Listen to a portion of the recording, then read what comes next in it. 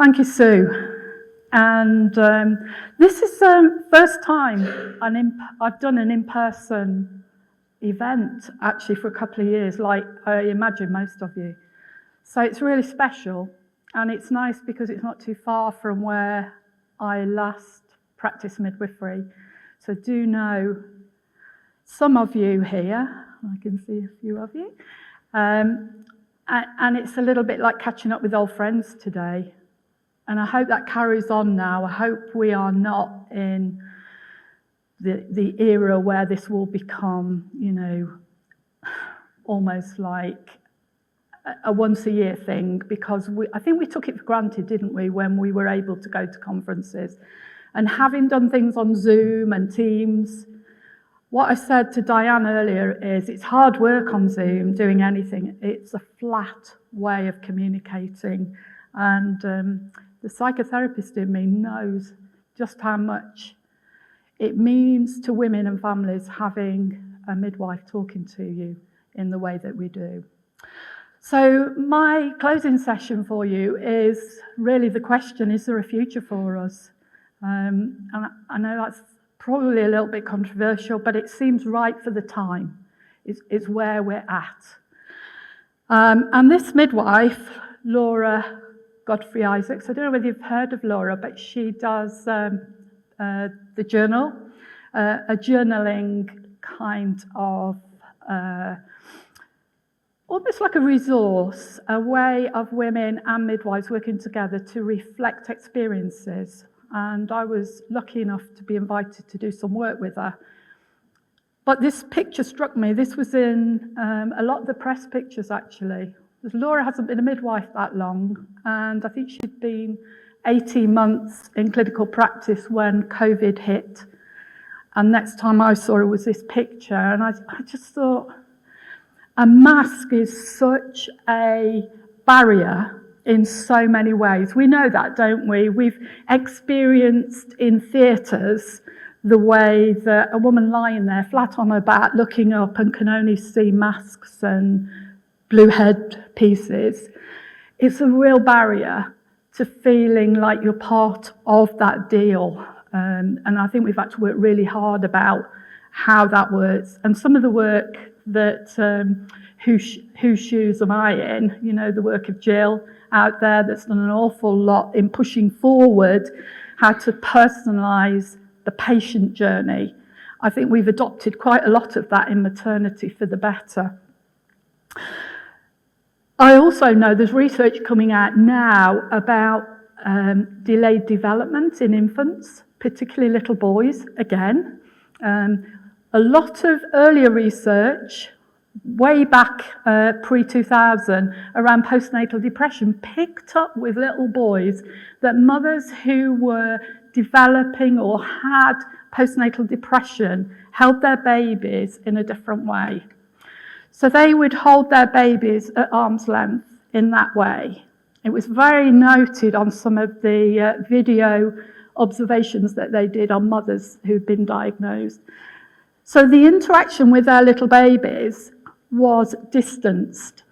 And so, if you have a baby and you bring it really close to you, the baby mimics very quickly and soon learns to smile, etc., grimace, all those things.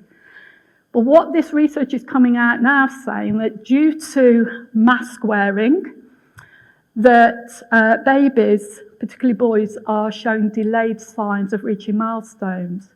And that's just babies. So what's it done for us as midwives? What's it done for us and our narrative with women? All right. I don't know whether you've ever seen this guy.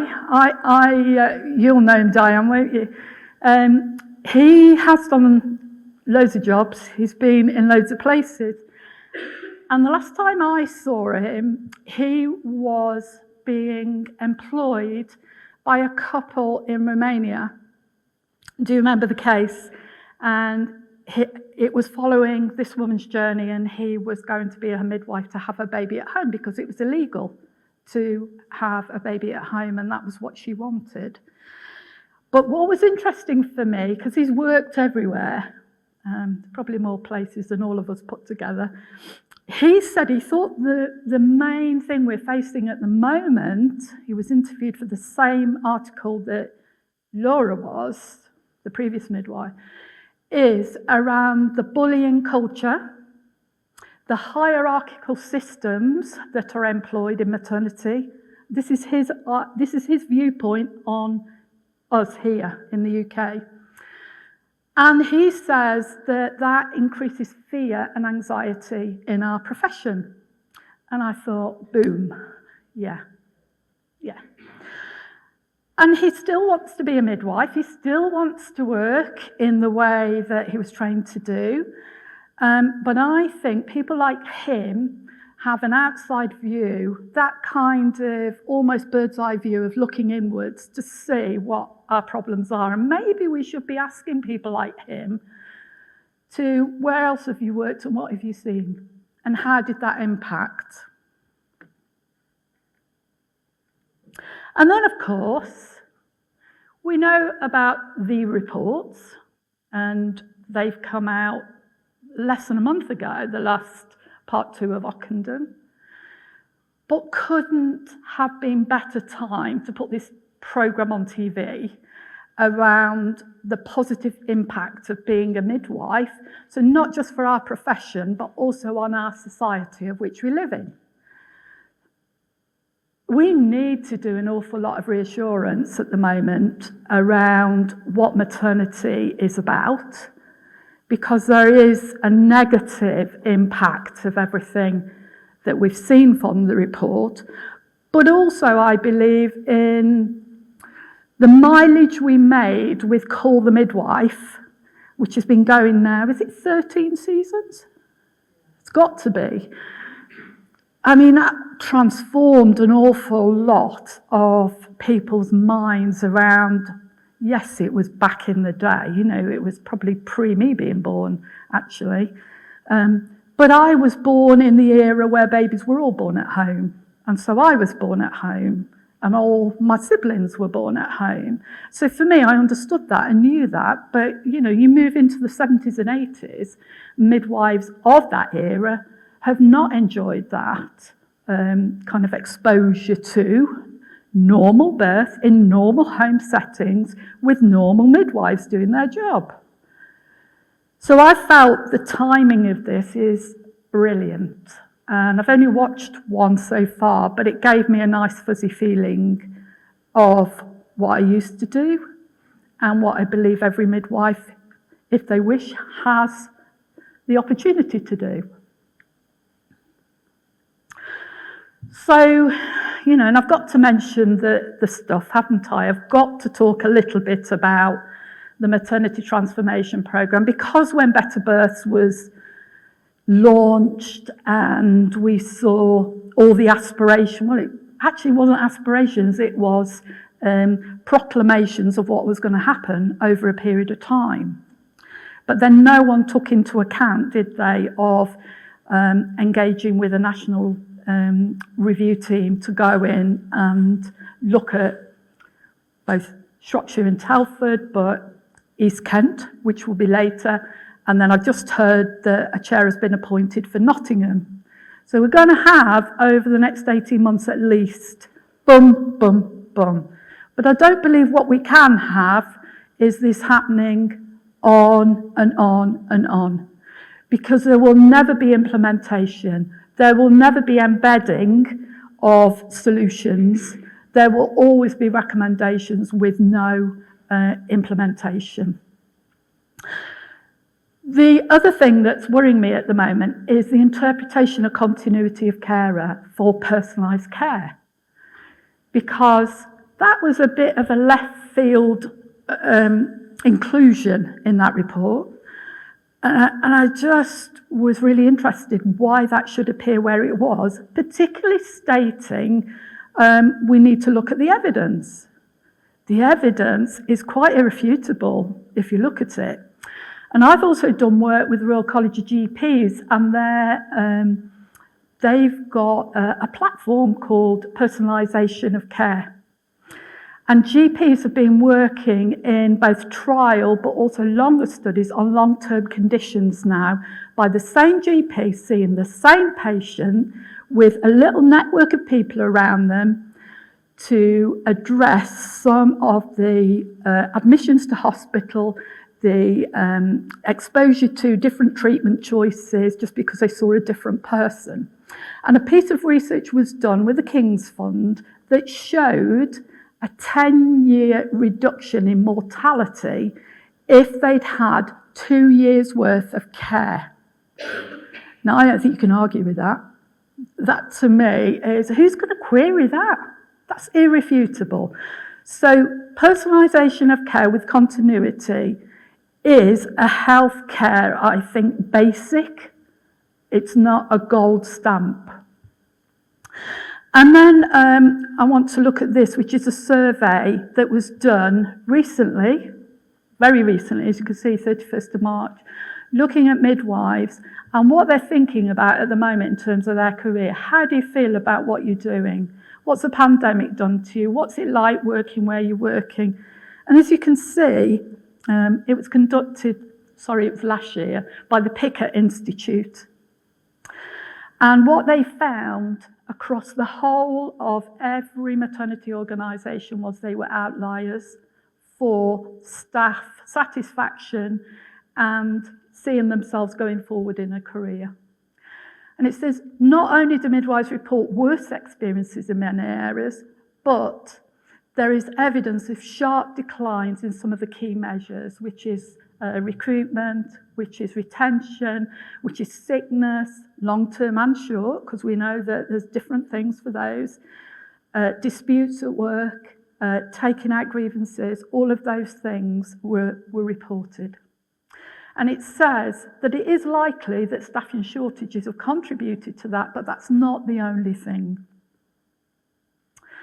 But I want to tell you about this. I've become very interested in this. And the way I became interested in post-truth, take midwifery out of it for a minute, is an interesting concept.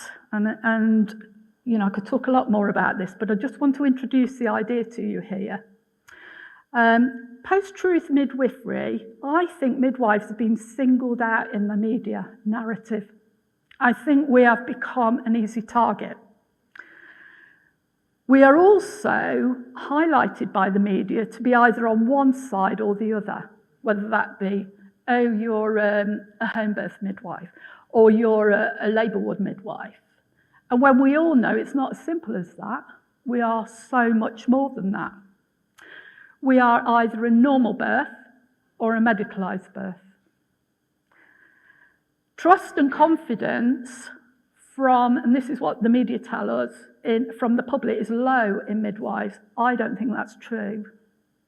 I think they're confused because they're seeing one thing and yet on experience levels at their appointments, it's okay. I know morale is fluctuating. Some units, they're on a kind of level basis, but others, it's up and down. And there are reasons for that. But there's an undercurrent, I feel, of this rule and divide. Because what the media and other kind of powerful sources would like to think is we're against doctors, or we're against women, or we're against home birth. I'm guessing you know Leah Hazard, don't you, who wrote Pushed, was it Pushed? Hard Pushed, who was a journalist before she became a midwife. I mean, she's got a brilliant kind of way of articulating what we're all thinking. She put this tweet out recently, which is a steady stream of vitriol directed at midwives is a bunch of cruel, twisted gatekeepers. That's how we are being perceived. And she was really angry, and I don't blame her. So we're oftenly shown, as I said, in this complete spectrum of being, you know, beatic beings like the Mother of Christ attending, or this horrific person standing on the other saying, you can't come in here, we don't want partners in here, so on and so forth. It's not that true. A simple view of midwifery and midwives does us no favours at all. It shortchanges the women too, because they will not use us as we are best intended to be used.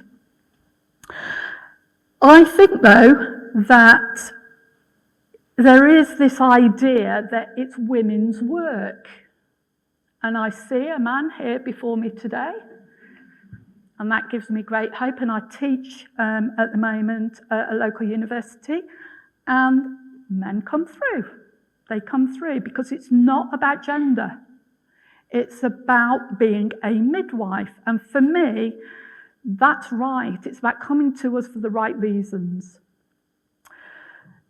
We get pigeonholed often, and I think that's gone on now quite a long time, about how dare midwives make decisions for a woman's care on their own? How dare you do a care plan without involving a doctor? I'm sorry, but my rules, my standards, my education has given me the right to do that, and I am living and experiencing the job in the way that I should be doing for the benefit of women. So, I'd like to say, not all midwives are bad, and we're certainly not all mad. We're not in a cult, not that I'm aware of. We're not ideological beings. We base our beliefs and our experience and our education on science.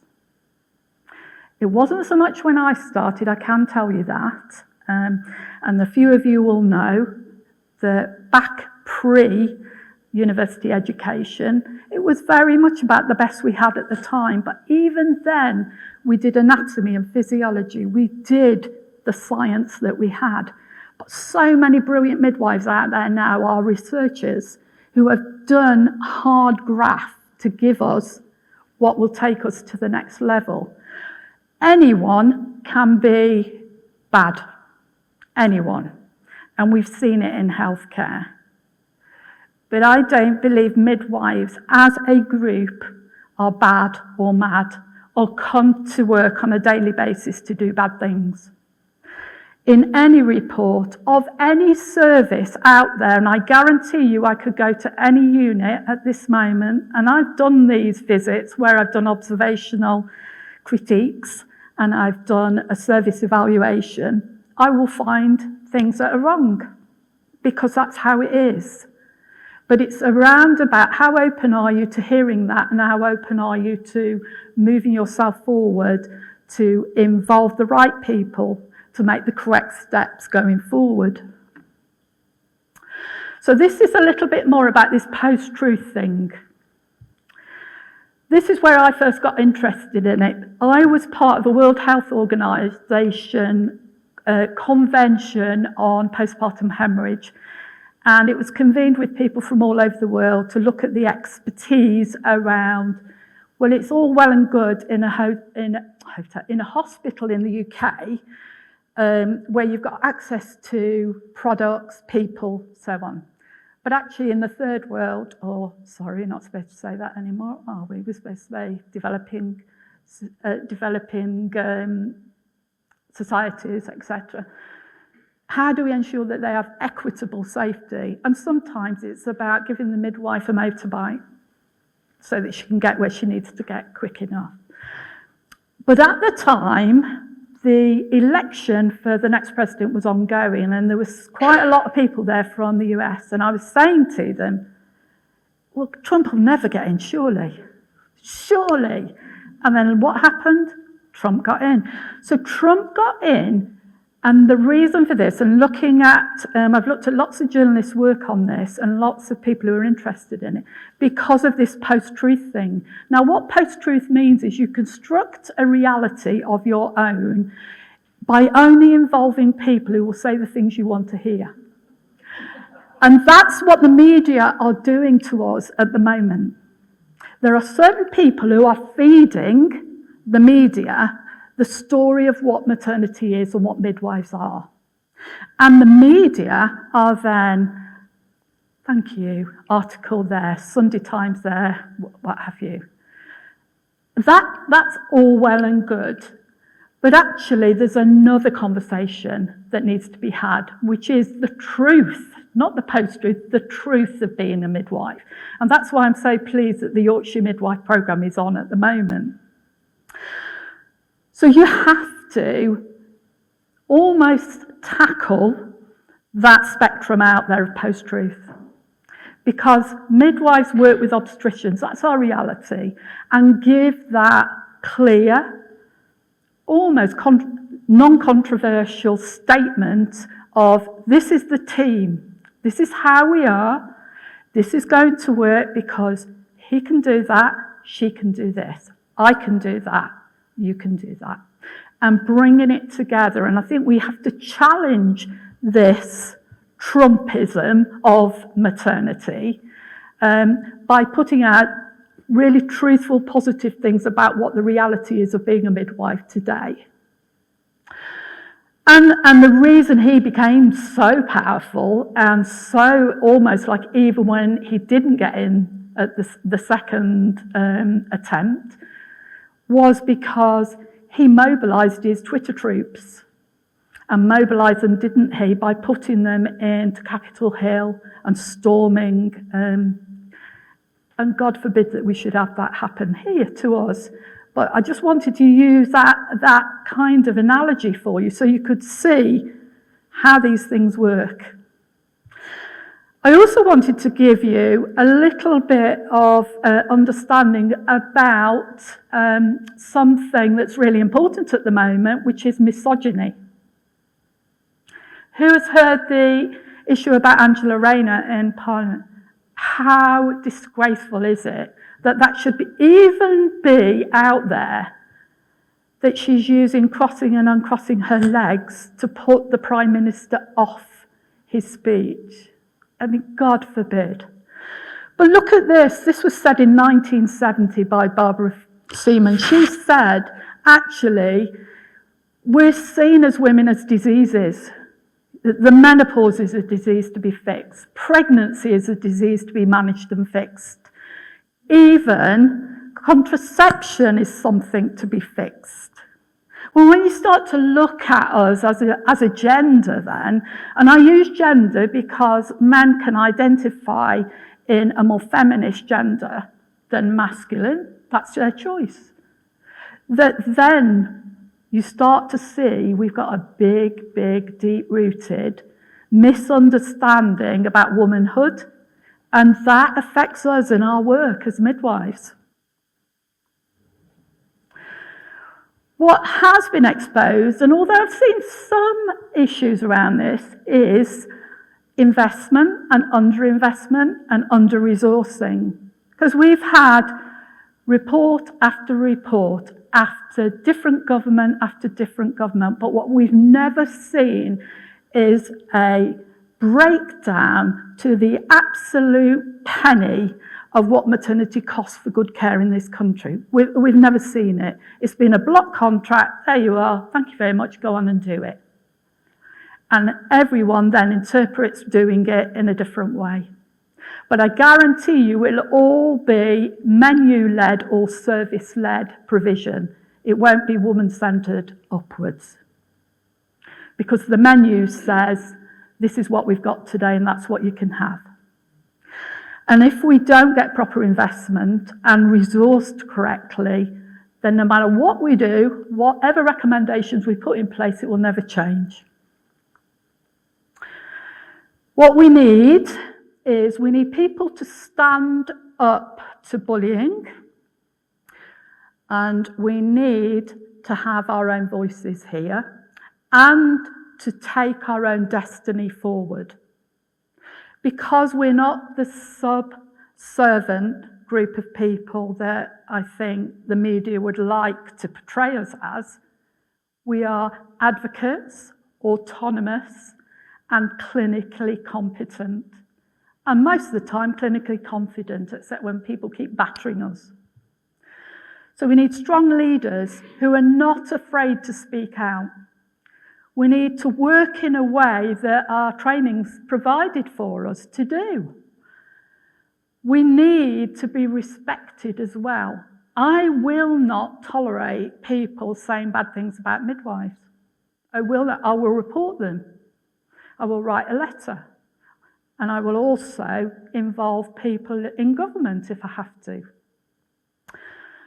I want to work closely with other people around me, but not for them to tell me what to do, for us to agree what to do. And I want women to be confident, to have meaningful conversations with us about what works for them. And I want every single midwife to be proud. I know my husband said to me a few weeks ago when we were watching night after night, because we get the Midlands TV in our area, I bet you're embarrassed and ashamed, aren't you, to be a midwife? I said, no, I'm not. Because we're the solution. There might have been a problem, but it wasn't just midwives that were the problem. It's much more complex than that. So, there's a blog going out today, tonight, tomorrow that I've written. And this guy's always been one of my kind of inspiring people I look to for a few words of what to say. Do you know who that is? Yeah. So your lives begin to end when you become silent. And if ever any of you have been in a position where you couldn't speak out, you'll know what that means. I don't want you to be silent. I want you to be banging drums. And this was another thing I picked up last week. This was really shocking, and it was actually upsetting to see it, so that's why I put trigger warning up there. But you know what's going on in Ukraine. And you know there's been reports about raping women, children. This group of women here from Estonia stood outside the Russian embassy in Tallinn, naked from the waist down, with painted blood running down their legs as a protest about what was happening. And I thought, you don't need words for that, do you? Now, I'm not suggesting for a minute we go and do anything halfway near dramatic as that. But sometimes, look at that picture. It represents such passion and spirit between those women who are affected. But I'm saying this has got to stop. This has got to be an ending. And then another kind of aspirational comment, really, about standing together. I've said this many, many times. Those of you who know me will have heard me say, we don't need doctors or anyone else to attack us and to become our enemies, because more often than not, midwives do it to each other. If there's ever a time to put your shoulder next to your midwife colleague, now is the time. It really is. So I'm saying, is there a future for us? There's more than a future for you, because babies will still come into this world. And babies deserve, in our heritage here, to be in the hands of midwives to do that, because I know what it takes to become a midwife. You are strong. You chose a profession. For whatever reason, I guarantee you will have known that it wasn't going to be easy. You knew people would query your choice of career pathway. You knew that when you got home after doing an awful shift and a long day, and you couldn't even speak about it, that you'd go back tomorrow. You knew that. And you knew during the pandemic that this was exceptional and require you to make sacrifices, and you did.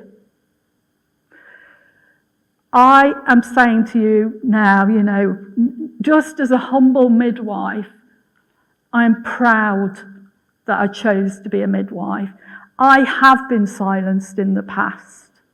I have been bullied and exposed, both on social media recently and beyond that.